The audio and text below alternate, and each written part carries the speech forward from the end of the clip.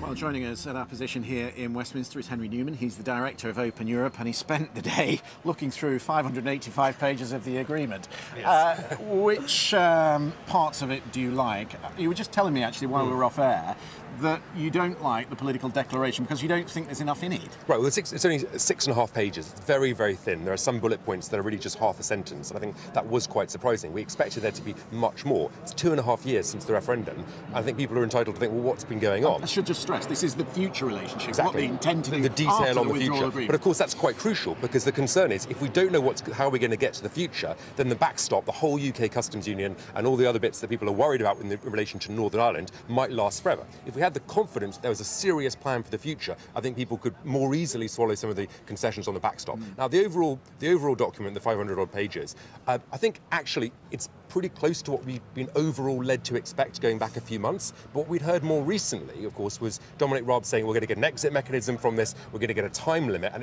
there's not that there. I mean, there is an exit, but it's a very, very weak exit mechanism, and there's not really a time limit. So I think that's the difficulty. Henry, what's the sense of Remainers tonight? As we stand here in Westminster, is the prospect of a people's vote, a second referendum, of this going back in some way to the British public, is that stronger tonight than it was this time last night? I don't think so. I think overall what it seems like is actually the possibility of a no-deal exit is getting higher. We've done some work on that at my think tank, and we looked at the medium-term economic effects. If you put aside the disruption, admittedly quite a big thing to put aside, but if you put aside that and look at the effect this would have on trade overall over, say, 13 years, it's a relatively small hit to our GDP growth. And if you could take some unilateral actions which you don't need to negotiate, you can take that down even further. But I think the big difficulty the Prime Minister is going to have is over there in Parliament. The fact that now the withdrawal deal seems to have been prejudged by most of the party. The DUP, who she relies on in Parliament, has said this doesn't protect the union, and that's very, very difficult for her. Okay.